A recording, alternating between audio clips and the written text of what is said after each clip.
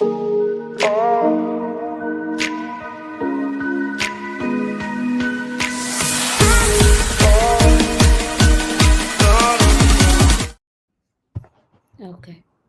There you there we go. go.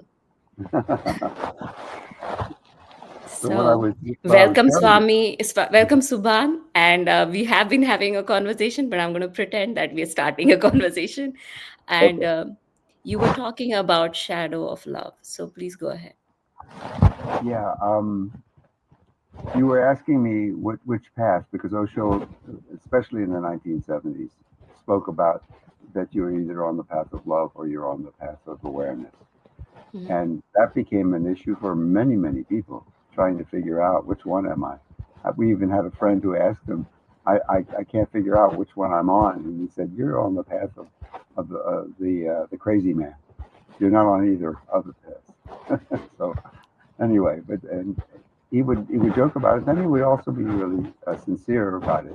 That it's helpful to recognize it, and it became pretty simple when the name Subhan came, and it was awareness. So, I, but I was always attracted to the meditations, and I didn't disappear. Maybe that was one of the keys that I understood about the difference between love and awareness. That as an example, someone just came from the country of Azerbaijan, and he started dancing, and he just literally disappeared. I was dancing with him at the time during one of our meditations, and I could feel that this man was gone. He was literally gone. So I knew that his path was the path of love. It's a disappearance. It's like well, Mira dancing and disappearing. She's the path of love, and the other is the one that can sit and be silent and move inside that way. That's the path of awareness.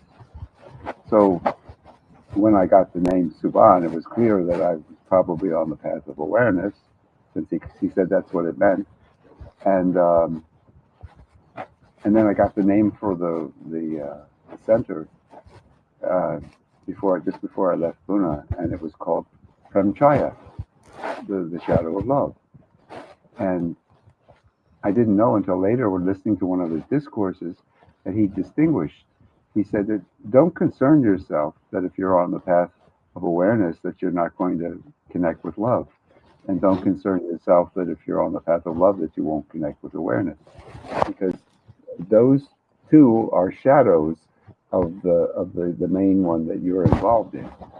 So I'm on the path of awareness, and I have to tell you, the last 5 years of my life have been love. After 40 years of awareness, love has come in. I mean, we have a satsang here every month, once a month, and maybe 20, 25 people come and join us. And I'll be walking up the stairs after we do the satsang downstairs. We have live music, and then we have an Osho discourse, and then more live music and dancing. And then we go up and we have a meal together. And I'll walk up the stairs, and suddenly somebody will be at the top of the stairs, and I'll just look up at them. And there's something called love. Inexpressible, absolutely inexpressible, but a feeling that kind of exudes something of a connection that's beyond anything that words can share. And I'll be looking up at the person, and I'll walk up the stairs, and we'll hug together at the top of the stairs. And I may for a moment just look into his eyes or her eyes, and they look back at mine. And then we stop, and I walk into the kitchen area. It's a big kitchen. We have like a country kitchen, and and there's somebody else, and poof, it's back. And it's an inner thing that comes out. It's not an outer thing that goes in. Mhm. It is an overflow of something. That's all I can say. It's an overflow of no thing, no thingness that comes out. And this is what the love is. And so it's really clear that Samjaya uh, so it's the shadow of awareness is love. and it comes. So if you're the shadow of love or the shadow of awareness, if you're, if you're more connected with doing the meditative techniques and coming into silence that way, or if you're more into whirling or dancing, that really moves you into that silence by a disappearance. Mhm. This like "Loving Is a Beautiful Feeling" is a song that was written on the ranch, and the words are disappear in this song till the dancer is gone, till only the dance remains. Mhm. That's a song of love, and Yeah, it's there are people like that, and then there are people that I love to dance. I've always loved to dance as a young boy, and I still have great enjoyment out of it, but I don't disappear. Mhm. And it's just the way it is. Maybe I will. Maybe because this shadow that is love has kind of emerged as a result of the 40 some years of meditation and catharsis and release and all the things that have happened to me. And now the possibility of disappearing into this music can also happen too. I'm a so. musician too. I mean, I play the keyboard, and so once a month I pull out the keyboard and we play, and I play songs that I wrote, and and here it is, and here we are on this little tiny piece of sand in the middle of billions and billions and billions of stars. So, Subhan, what would you say your past for like your life before the last 5 years, which you say was awareness, was the main focus, and now is it feelings? Is it what difference do you feel basically? Because that's a path. This is a path. At some point, they might converge. I have no idea, but or they are converging right now. But do you find you any specifics like what I'm trying to do is like people who watch this should know what they are, through your experience. Like if, for me, dancing and music, I just instantly go into zone which, and it's meditations for me is like Osho has said, and okay, I'll do it because I love Osho. you know it's not my calling, but if there's music and there's dance somewhere, I have to get up and I have to like you know Yeah, yeah. and sometimes it's not even the body nowadays, with it's just in my mind. I start, the energy, I can feel it. Like I don't have to like really move my body, which Mm, initially I had to. But now it's just I could sit and there's a good music playing, and I will just disappear into that music faster compared to if someone says watch your thoughts, do this. That's like a lot of effort for me. yeah, So yeah.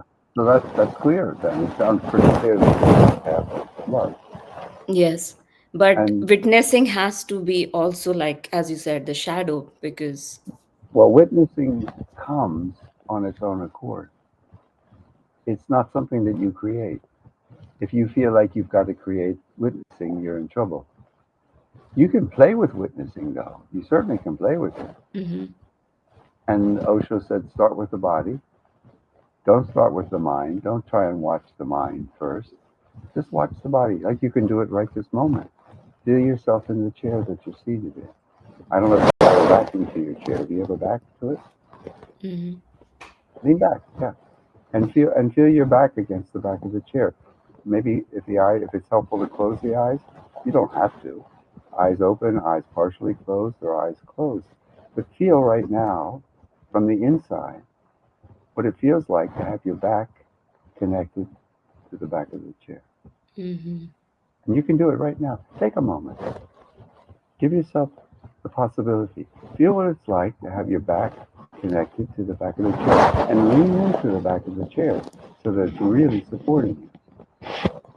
It's a very simple meditation that we usually teach very early on when we're with people. So if you feel, can you feel the back? You don't even have to say anything. Just feel it. And if you would you like me to do this? I can do it for about 2 minutes, and it will be complete. And then you Hmm. can start doing it on your own. But Hmm. just start. You lean back into the chair. I've got a cushion behind me, and feel what it's like to have your back connected to the back of the chair. And again, I always tell people, eyes open, eyes partially closed, or eyes closed. It's up to you. Don't make that into a problem, which the mind can do. And now you feel it. You can feel the back connected to the back of the chair. And you suddenly realize that you're being supported and that you don't have to have any tension in your shoulders or your neck or your chest because the chair is holding you. The back of the chair is holding your back. Beautifully, simply. Yes, that's right. That's right. And if you want to take a deeper breath, by all means do it. Ah, you can even sigh a little bit. That's also a nice feeling too. Yeah, yeah. Because if meditation is relaxation, awareness, and no judgment, which is what Osho has described it as, the state of relaxation, awareness, no judgment. The first thing we I have to feel so recognize is that we're not. relaxed. Yeah. Now, connect with the buttocks and thighs as they're connected to the seat of the chair. You've connected from the back. Now connect with the buttocks and thighs. And the mind might be very active right now. It's perfectly okay. You just tell the mind, I'm just going to take a moment out here and connect with the body. Thank you very much. And now you connect with the buttocks and thighs on the seat of the chair and the back connected to the back of the chair. And you start to recognize that you're being supported by the chair, by the seat, by the back. And we can go one more. I will start crying. Not a good thing to record. Why not? Why not? What's wrong? Whoever told you that crying was bad? Yeah. You know? Because you know why you're probably feeling the tears because you're starting to feel more relaxed. And when you Mm. feel relaxed, when you've got this going on and you're tense up here, you can't really experience all of the emotions and feelings that are happening. But if you start to relax, guess what happens? They start to come up. And that's why tears may come up if you start to relax, which is beautiful. You Yeah. know, except for the fact that we've gotten this conditioning that Mm. tears are bad or that you shouldn't have tears because you're a competent woman and you shouldn't feel this delicate part of you. But tears are gorgeous. I love tears. When tears come, oh my God, it's an opening. It's a real opening. And yeah, and it's nothing to be negative about except that the mind has learned that. For some women, the mind has learned that the tears are okay for women. But being angry is not because then you're a bitch. You can't be that. You can cry, and for men, we've learned you can really be angry because that's what a man does. But you can't be tender and soft and tearful. And so we've got to unlearn all of these things that we learned that were not real. I want to tell you the third part. The third part is Mm. connect with the feet on the floor. So the back connected to the back of the chair. And if tears come, let them come. Back connected to the back of the chair. And you give yourself permission to feel it. Buttocks and thighs connected to the seat of the chair. And you realize now, wow, I don't have to be tense in the body in order to be supported here. I can really lean in to the support that the chair is giving me. And then you look at the feet, or you experience the feet and the legs, and they're being supported by the floor underneath them. And sometimes when you do that, people put their hands in their laps as well. Now your hands and arms are being supported by the lap part of your body. That's great, great. so you can get your feet down on the floor. Yeah. Terrific. Yeah. And now back connected to the back of the chair, buttocks and thighs connected to the seat of the chair, hands and arms connected to the body, which are supporting them, and the feet connected to the floor or to the carpeting or the floor underneath your feet. And with gravity holding you in place, you are completely supported right now. There's nothing you have to do to be supported because the chair, the floor, and gravity are supporting you. So this is the first part. It's called the felt sense meditation. To begin to experience a moment where the body starts to relax because there's no need for the tension. And then you can do a mini scan of your body just to see if there's any places in the body where there's tension. You can start with the toes and work your way up all the way up to the top of your head. And I tell people it's a really helpful thing to do this kind of thing because you'll begin to recognize that there are certain parts of your body that whenever you go there, you will recognize that there's tension because we're so unconscious and we've learned how to tense our bodies up in situations to protect ourselves that we're constantly in tension unconsciously throughout the day and the night when we're sleeping. So these two very short meditative techniques, being aware of the support that the chair and the floor and gravity are giving you, and just being in it, just allowing you. Oh, and for a moment, you don't have to do anything. And I know that the mind gets a little bit like shocked by it, almost, because this is the beginning of relaxation. And relaxation is essential. And nobody, I mean, nobody is relaxed. I'm constantly throughout the day becoming aware of the tenseness. I now know, and I can start to tell you it's the jaw, it's the shoulders, it's the belly, it's the sphincter muscle, it's the genital muscles. They are always tense in this particular body. You have to find out where your tensions exist in your body. But what I just described are the general ones.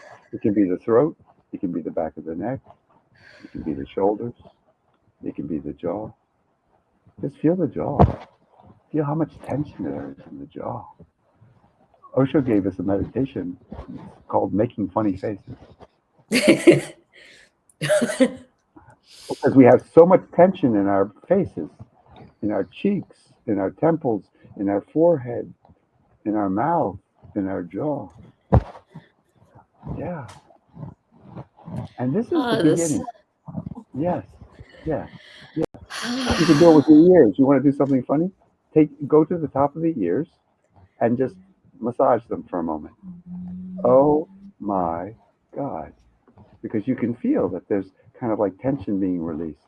And you can pull down on the lobes of the ears. And you start real. And when somebody else does this for you, oh boy, a lot of people really go, ah. Oh my God, this is wonderful. This is Yes, so wonderful. But Subhan, all my questions have gone. yes. How terrific. How terrific. Wonderful. I don't know what to ask you now. See, in this moment, you're exactly where you're supposed to be. And then the mind comes in and says, wait a minute, I'm supposed to be asking questions. What's going and now and that's called the ideal. That's called the future. So here I am relaxed and the mind thinks, oh, I can't remember what I was supposed to ask. And now it becomes a problem. And now the mind's really in gear and now it's happy because now it's got a problem that it's got to solve. And what has to happen is you have to come out of the relaxation And now you have to come into the tension, and then all of a sudden you can, oh yeah, oh I was supposed to ask that question, yeah, okay, and now you're back into that ordinary experience that we all have of tension So and concern. do you think being relaxed, you could yet, the mind could yet function? Or you think it's like it oscillates between mind, then relaxation, then mind, or it kind of, No, the mind is a tool. This I can tell you from experience, okay.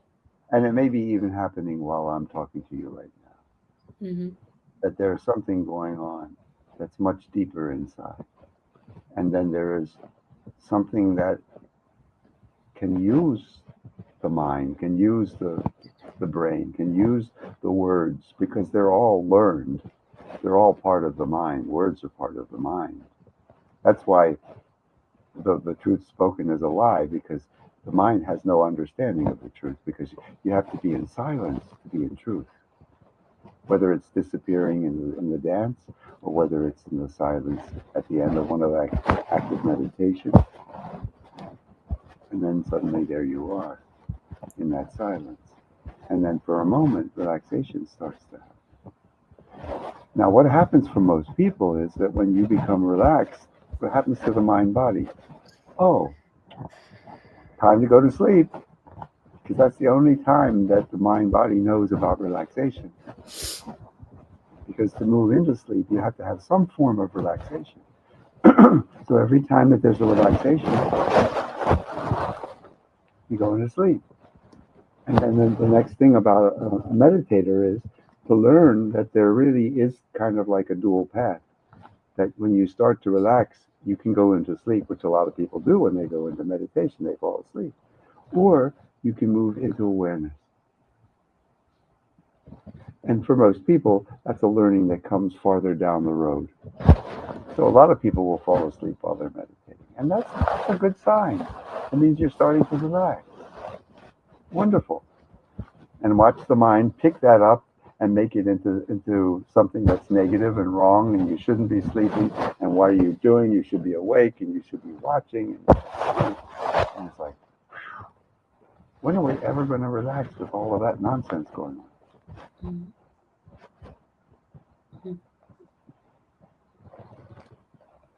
And Is it's there beautiful. anything, is there anything, you've met Osho, you went to the ranch, you were a lawyer. Do you think that it was Osho working through all of you, or you think it was the collective wish of all? Like how do you see it? It's a phenomena, because when I saw that documentary, I couldn't believe bunch of people could just go in a desert and build something like that. It's amazing. And that's what actually, with all the negativity, I said this is not human to go and do these things in a desert. And Osho, I, because I know the family he grew up, and there's nothing extraordinary. He's just an average person from India with constraints. He was the oldest, all those things. And for a person to go and do something like that, there has to be something superhuman or above or whatever. And that's what caught my, so how did you think, like, this all, like, how, what you saw in all this? This is my perspective as a viewer of a documentary, but you were in the documentary. Yeah.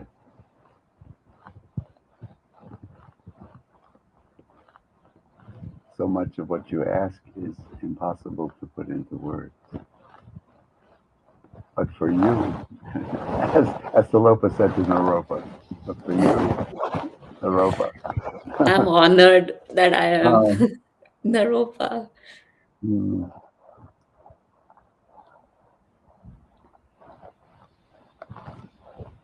something is happening.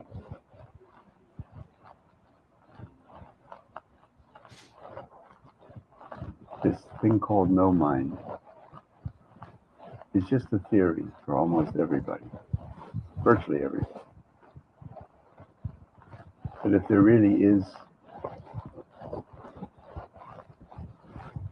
potential leading to the actual, the unmanifest leading to manifestation, then there is a very deep connection between all of us. And if I had to put it into words, I would say the way I understand Osho's work with me, with everyone, was to be a mirror for us. So that as we sat with him, there were real moments of an experiential love, real moments of awareness, real moments of disappearance that belong to the unmanifest within the mind body of everyone that was there. And it just depends how much resistance there was to the mirror giving us the potential to experience it within ourselves. So what happened for many, many people is that Osho became the source of love. That we would sit in his presence and we would come out of uh, the discourse or out of darshan just feeling so much love and feeling like he had, bestowed it upon us. And in a way, there was a certain truth in that he was just flowing with love no matter where he was, no matter what he was doing, because he was in that unmanifested state and was no longer identified with the mind and the body. Could use the body, could use the mind. And look, if you listen to his discourses, how he used the mind. Oh my God. He said, people won't understand me for 500 years. And I recognize that in 500 years, they're going to recognize that his pauses, the use of certain language, the mispronunciation of words, the misuse of time, in verbs and stuff like that. All of it is part of what he's doing. Mhm. It's all part of what he's doing to disassemble the mind of the listener. So the recognition didn't come until much, much later. That while he certainly was love emanating through that physical body, the same love is here emanating through this physical body as well. The potential is there as long as there's no identification with this body and mind. It's possible to be there. So, One thing I find, Subhan, is there are moments of this. The intensity could be different, but there are moments that all of us find this love and we feel this connection and connectivity. And sometimes I'm talking about the normal world, and we go out and we start trusting, and you get hurt, and you get people probably are not on the same frequency or whatever. Like, it's just a human tendency. If someone's giving, you want to take, and things like that. And then people pull back. It's like, that's what I've noticed with a lot of women especially. And then they create this wall around them to protect themselves. mhm, uh, so one thing I always feel is you need a supportive community to make that love grow. Because if there is no trust, and I don't know if it is men, women, whatever, but personally I felt if you have safety, you kind of are, it's easier to go into the unknown if there's like some anchoring somewhere, versus if it's all abstract and you just don't know and what's happening, where you're going, the void. And as you said, you saw in Osho's eyes and it's disappearing. And sometimes I've had this, like, I used to think I'm not scared of death, but I was wrong. I oh was, because yeah. I used to not think about it as happening to me and like experiencing it. But when I thought, it wasn't very deep, but even just the thought of what could happen, and it just, I was like, no, I'm going to hold on to my life, you know. So I didn't. I'm not scared of life, and I don't know who are these people who are scared of life, death, you know. So it's, I think that safety, that anchoring, like Osho is that anchoring for me. Like it's you hold on to him, and that's why I'm brave enough even to come and talk to you, or do this show, or be who I am in with my friends, with my whoever, like. And that, I think, is like, a lot of people don't have that, and that community which you guys had was extremely special. Do you think that was true, or you think it's probably not the way things were? There are so many things to share with you, and so little time. We'll do whatever, and then we can do another one always whenever you have time. So just Yeah, I actually sat down and started writing what are supports on this path. What are supports? And I think I came up with eight, and there are variations of all of them as well. But the very first support, which I tell people, is something that's in opposition to everything that the Western mind has learned, is that we need a master. And what is a master? A master, you have a master musician, someone who is so deeply involved in music that they basically are the music. And you have a master in this realm of coming back home to whatever we are inside, who is so much a part of that interiority and not the body and the mind, that without having that master, it's going to be pretty much impossible to move on this path of discovery. And it's going to be very difficult for many, many people because basically, again, I use this a lot. What we've learned is that you trust someone just so far that, and you keep looking to see if the trust is warranted. Of course, the mind's always going to find reasons why it's not. But there's something beyond all of the mind stuff that says yes to what we call a spiritual master. And what it does is it just opens the door to the possibility of stepping back from the mind and moving more into the being, whatever that is, whatever it is.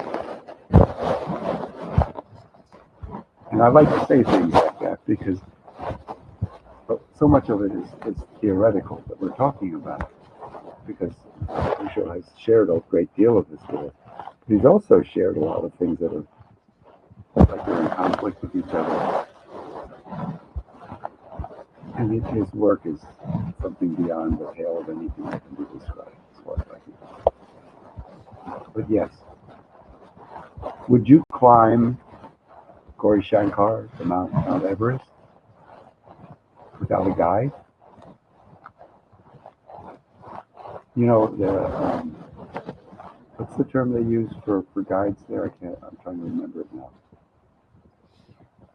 Sherpa. Sherpa. Yeah, Sherpa. Sherpa. Sherpa's a family name. Yeah.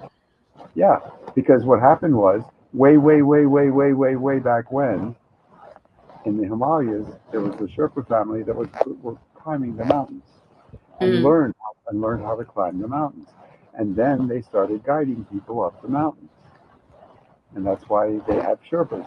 But who in the world would ever want to climb Mount Everest without a Sherpa, knowing that every step could be the last step you take if you don't know and understand how to climb a mountain of that height and all of the difficulties that can arise in that climb.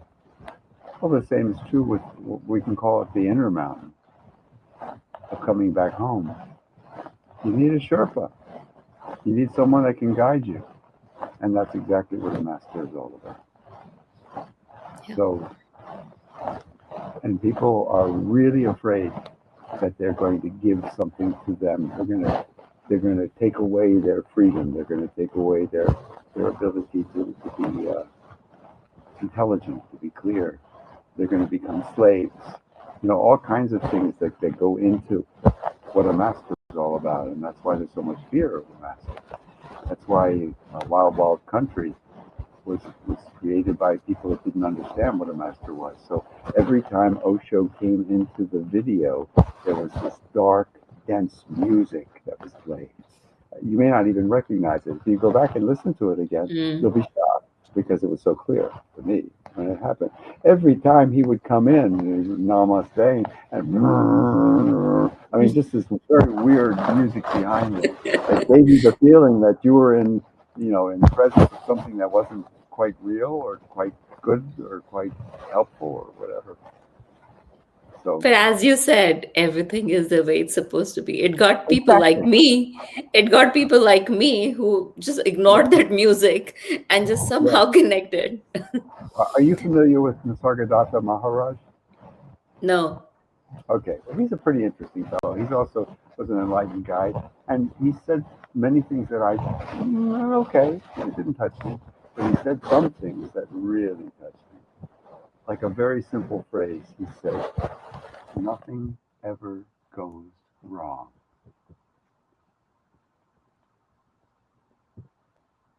Nothing ever goes wrong. Only in the imagination of the mind does it go wrong. Otherwise, nothing ever goes wrong. Everything is exactly the way it's supposed to be." Is that how you see when Rajneeshpuram had to close down? Is that you think that is how it was supposed to be? It was hope for a lot of people, right? It was a new community, a new way of being. And I'm sure the people who worked there and who were building it had desires and hopes from it. A So, new way of being is a new way of being. When the old mind comes into a situation, it creates the old mind, not a new way of being. So mm, being with the master is going to be a new way of being only if this mind body becomes a new way of being. Otherwise, it's an old way of being. It's a way of exploring, it's a way of learning things, it's a way of maybe having a few new understandings, but it's not a new way of being in the sense that we all went to Rajneeshpuram and bam, we were in a new way of being. And then all of a sudden it ended and now we were thrust out into the old way of being. Everybody was in the old way of being because everybody came in identified with their mind. Everybody. Except mm. maybe a couple people, a few people. And slowly, slowly, Osho is disengaging us, helping us disengage from the mind. Slowly, slowly. Mm. I don't know how it happened. I couldn't even explain it. Maybe I could do it if I had 45 years to explain it by just going through every single moment of every single day and what happened and what didn't happen and the conflicts that happened in the commune between individuals and But Sheila I and Krishna. think somehow that was also a chance for people to go back and whenever and see how you are, or because we can think I'm the most pious, I'm the most honest, fair, whatever, blah blah blah labels, and but when you're in a situation, that's when you realize who you really are, right? It's like the You might, real world. you might realize and you might uh, not. mm. And you might have a flash of realization, which gets lost then again in the mind because the mind is so powerful in terms of our identification with it. So So if you think there was ever another Rajneeshpuram or ever built again, what would you think would work better if? if there are people, and actually I've talked to some people about having another space in California. And it might happen in future. Who knows? Like, Yes, it's it all might. mysterious. It It's might. It might. mysterious. Well, Yeah. the first thing is that there really needs to be an enlightened being, Yes. and otherwise we can play with it. We But can play. even with Osho's enlightened being, it couldn't function, right? So what do you It think was more? it was growing. It Yeah, was it growing. was. It It was was growing, beautifully. Yeah. and the amount of investment that people have in their minds about what should be is Mm, going to be the pain that they suffer if it doesn't go there. mm. So for whatever reason, God only knows, and she's not telling me. Oh, it's a she. Yeah, that's why I I say like that. Yeah, me too. that. Right. But Not because I'm like some feminist and woman, but I really think if you have to create something, you need that kind of energy which is receptive and which gives, right? So it has to be a she, and it doesn't have to man woman, but energy, you know. well, it could be a she/he. That's Yeah, probably the best way to describe it. yeah, And you yeah. can even say that it becomes something that can't be described. That really can't Subhan, be. do you have any, like, if you were born again, and what would you what would you wish for? How would you, because you are conscious enough to design your own plan and have your own birth, what would you want? There's no way to put it into words. There's no way to even describe it because there's no way to have any future of what it should be. There is no Mm, way. That's where all the pain develops. Osho, a long time ago, he made a statement that has like seared into the brain. Sacrifice the ideal for the real. Sacrifice all of the desires and all of the what you would like it to be. Let that go and just be with what is right here, right now. Utterly that's impossible. the most difficult thing, and Right. especially when I imagine that in death, it's like I don't know if But I will here's the be. thing. Right, right. So this is then you go into imagination, and now you go into all kinds of panic and fear and worry and anxiety and comparison and judgments and all the stuff that the mind contains. So, uh, chapter two of Tantra: The Supreme Understanding, which was the first book I ever read. That was my first connection with Osho. He said, You think very you're a simple. tantric? I don't know what I am. I really don't know. So sometimes I'm a Sufi, sometimes I'm a Tantrika, sometimes I'm, you know, whatever. I'm a Hasid, an old Jewish rabbi. you know, I don't Yeah. know. So, but were you like raised Jewish or any I religion? was. Well, I was raised in a Jewish family, whatever that means, because I have no idea. I never understood what Judaism was as a child. I just knew that I enjoyed walking to synagogue with my father during the holidays. That was because it was one of the very few times that I had a connection with him. He was very distant, but that was a moment of real, a real pleasure for this young little boy to walk and to sit in the synagogue next to him, Do you and to even think do you do you think that distance between a parent is what makes you go to inside and seek the guru or the spiritual? Was that, you think that was one of the reasons, a bigger part of the reason, or? I think that everything that happens on the planet is part of what I call Earth 101, Yeah, which is which is a path back home, a yeah. path back to the unmanifest. But this is when you look back, when you're in that moment, how do you process it? Well, I mean, as a child, I didn't have any notion of processing it. I was just enjoying that very simple moment, and it disappeared very quickly Mm. as soon as we walked out of the synagogue and got back home. Uh, there are 86,400 seconds in every day. Mm. 86,400 seconds. And one of the questions I asked myself when I found out that that's what it was, how many of those seconds is there awareness? Real presence, real right here, right now moment. What, 11? You know, 23, 156? I mean, any number I could give it would be absolutely absurd because everything is done unconsciously. Everything. Yeah. You breathe in and out 22,000 times a day. How many times are you really aware of breathing? You're not, because it's become autonomous with the body and the body breathes you. So you don't have to worry about breath. If we had to remember to breathe, you'd be dead.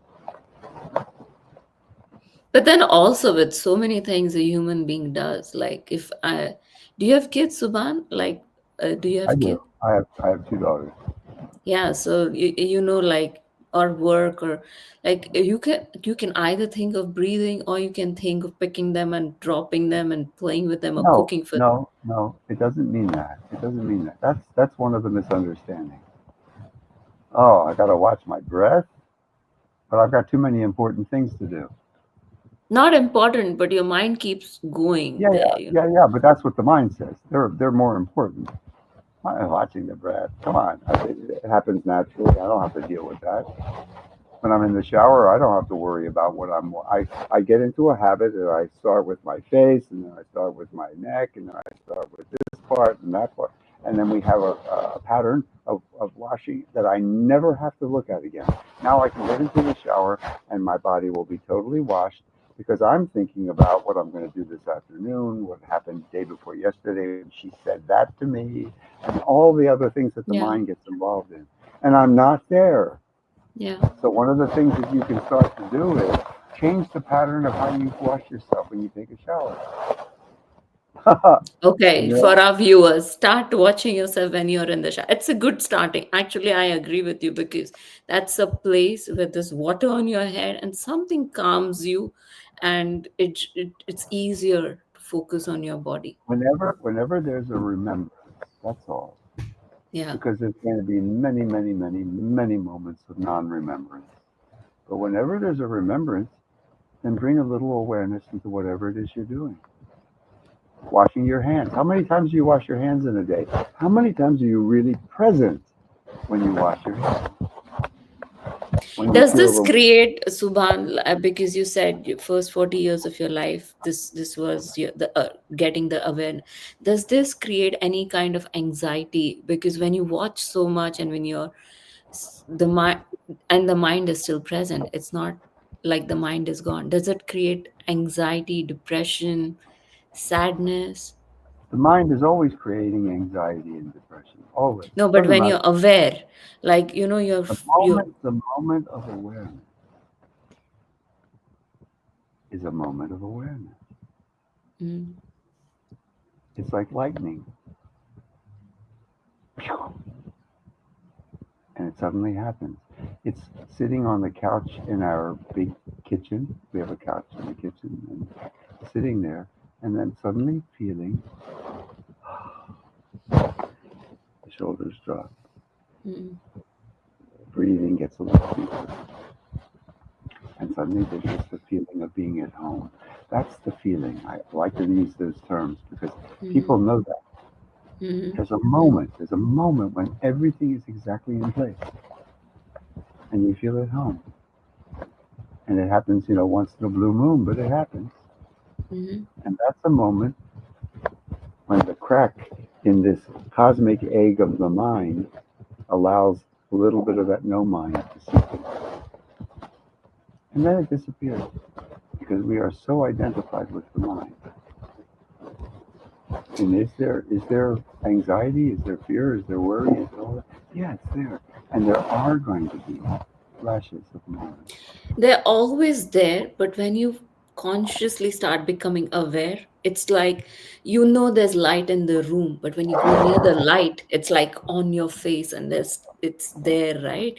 So I've spoken with people and I've myself realized that, like, I always had anxiety, fear, blah blah blah, but you were not conscious of it. So, it's like in the And when background playing. when you're conscious of it, sometimes it gets to be really too much, and Yes, yeah, then you have to divert yourself, and then you have to yes, you have to go watch Netflix and do all kinds yes, of. yes. So, what would you do, like this? Netflix, meet friends, and things like that? Because I know a lot of people who would watch this are probably young people who would be starting, and you get scared and you run away from this. The reason why people get run away from meditation is this, that it becomes too much. It becomes not too much. It becomes more available to see what's really happening, Mm-hmm. and that's why Mm-hmm. people run away from meditation, Mm-hmm. because it looks like the meditation is creating this incredible amount of anxiety and fear and worry, Mm-hmm. when Mm-hmm. in fact it's always been there and you just weren't aware of it. Yes. And through the meditative techniques, you start to have a little awareness. And the promise made is meditation will calm you down. You'll be joyful, happy, blissful No, person. no. Well, that's ridiculous. And then when you go into it, Stop it. You know what? The people, when people try to teach meditation that way, all I can say to them is, stop it. Don't do that. Explain to them exactly what I do with my fingers. That yeah. you're under here. You've got this turmoil that's there, but you're not recognizing it because you're a distance away from it in the mind with all the Mm-hmm. diversions that the mind can create. Mm-hmm. So that if you start to actually relax a little bit, what happens is it'll start to come out. Mm-hmm. And then people think that it's the meditation that's creating this when Mm-hmm. this has always been there. And so they run away from it and it's Mm-hmm. still there and there's still a misery, but they don't recognize it.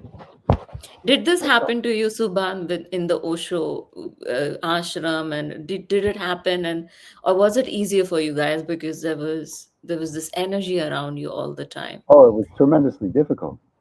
Tremendously difficult. Well, because if and there was also tremendous joy in it too. So there was very tremendous highs and tremendous lows. Hmm. I mean, it's inexplicable to talk about. It really, I I know mean, it I really keep is. getting you back to that because you're one of the probably few people who could who has experienced it, and I am sure that a lot of people in this Osho world who think of it as that must have been how must that must have been, or that must have been great, or just building things and creating things and having a enlightened master around you and having friends around you. And having boyfriends and girlfriends Yes, who yes. were also Well, interested in other boys and other girls, that was your worry, I guess. and having people they were called moms who were in control of the different groups of people who were connected with Sheila, and all kinds of just strange stuff happened on the ranch as well. So, And mostly the Osho ashram or the Rajneeshpuram, they were run by women, right? yeah, oh yeah, they were run Yeah. by women. Well, Osho So, put women in charge, yes. or Um, maybe is a better way of saying it is Osho allowed the women who had those things within them to rise in control, like Sheila, yeah, like Lakshmi in the beginning, and then Sheila. yeah, And yeah. I wanted to tell you about chapter 2 of Tantra, the Supreme Understanding. Yeah, let's The go back first, to it. the first sentence: the root problem of all problems is mind itself. That's the first sentence of chapter 2. And then he goes on to explain it, that if you're trying to solve individual problems, you will never be able to solve them. Because the root problem is the mind itself and the way the mind functions. So there has to be some kind of disidentification from the mind in order to move into the no mind space. And here we are trying to get out of the mind with the mind. Yeah, yeah. Impossible. Hmm. Hmm. Impossible. And maybe it took 40 years to recognize the impossibility of it. And maybe there was a little bit of relaxation that happened as a result of that over the years. Maybe it was a big rock that Osho's water was pouring on, and it came down. And eventually, the rock started to get smaller and smaller and smaller. Hmm.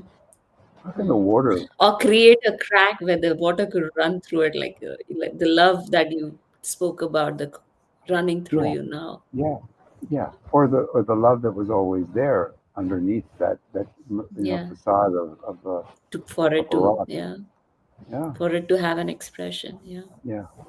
So I create a lot of workshops around particular things that they really start to show themselves. Like most recently, we did one around worthiness, around acceptance and approval. Oh my God. Hmm. How much of your life are you trying to create acceptance and approval in others for you? How much are you concerned about other people's acceptance and approval? It's a huge, huge place. And we only do it Do because you we think, Subhan, is this? I find that more, like I have a girl and a boy. I find that more with my daughter versus my son. Like he usually is okay if people don't like, he wants his work to be liked rather than like what he's doing to be liked, rather than he himself. He's okay being obnoxious at time and nasty and thing. or And my or or uh-huh. he's using the work as a ploy to get the approval for himself. And Mm, maybe he even appears to be. He's not. I'm not getting it for myself. I'm getting it for my work. This mm. is the mind. The mind is crazy. It's so crazy on so many levels. Mm. Yes, yes, we Everybody are can. crazy, and from this Everybody. madness we come to some Well, form I of. think one of the things I've said many times to people is if you think if you think you're crazy, you're going sane, and if you think you're sane, you're probably crazy. Yes, that's true. I know she used to say that a lot, right? If you think so and so, whatever, you're holy, pious, sane, a genius, probably you're just riding on that. Or as Adi Ashanti, you know Adi Ashanti? If you Hmm. don't know, yeah. Again, I don't like a lot of what he says. I don't. It doesn't. This doesn't ring true to me. But he did say, whatever you think you are, that's not it. Whatever you think you are, that's not it. What a great statement to make, because it just you start realizing you have to keep peeling. Oh, I think I'm this. Well, that's not it. I think I'm this. Well, that's not it. Yeah, right in the beginning when I told you, like I connect with music, but then I question, maybe that's not my path. Maybe it's awareness. I don't know. I just like music. I just like dancing. Who knows? I could not be that. I could be something else, you know? Now the mind can play all kinds of games with it, but the fact is that what you said to me was that when music comes, you have to get up and dance, and you disappear, and you just it's I just don't something. disappear every time, but yeah, Oh, it wait a minute, wait a minute. Okay, if you don't disappear every time, now the mind now the mind's going to get active into like, well, but I only disappear 83% of the time. So what about that yeah. other? Like maybe I could be something else. Who knows? The point is, don't get too involved in it. Just enjoy it. Yeah, yeah, When yeah. when I mean, there's disappearance, no point, anyways. the root Like, problem of all problems is mind itself. And if you try and solve individual problems, you will never solve them because what you've never if, gotten to the roots. It's like the dandelions that you're trying to get out of the earth. If you just pull the dandelion, you're not getting to the root, and guess what? Another one grows. yeah, yeah. Same with the mind. What a great conversation this was, Subhan, and I know we are connecting again. So Yes. I will keep this conversation going on, and I will, if we can sign off right now, and I can still talk to you later on, but Yes. we will sign off, and then when Shanti and you're together, maybe there's a new flavor to the conversation. Oh, I guarantee it. Yeah. I really enjoyed this conversation, and this was my Me too. first time, and I am very grateful to you. Yes. Thank you. I, do you prefer to be called Krishna Radha or Radha? It Because doesn't matter. no, yeah, I was just saying that what we generally have done, unless Osho made it a one-word name, like Devagit, because it's a Deva and a Geet, but it's Devagit, Mm-hmm. so it's always Mm-hmm. Devagit. Mm-hmm. Although periodically we would call him Geet, and that kind of. Mm. But generally, the second name is the name that most people have used throughout. Yeah, Radha sounds more flowing, and I like it. So yeah, Yeah, we can go yeah, with Radha. yeah. I mean, that's what I would call you. I wouldn't call you Krishna Radha unless you wanted me to. And if you want to No, be I'm Krishna fine with Radha, Radha. yeah, I'm fine with Radha. Yeah. yeah, it's a beautiful. Thank you so much, Subhan, and I'll see you Thank again you. soon. Bye All right, bye. sweet. All right. Bye. Bye bye.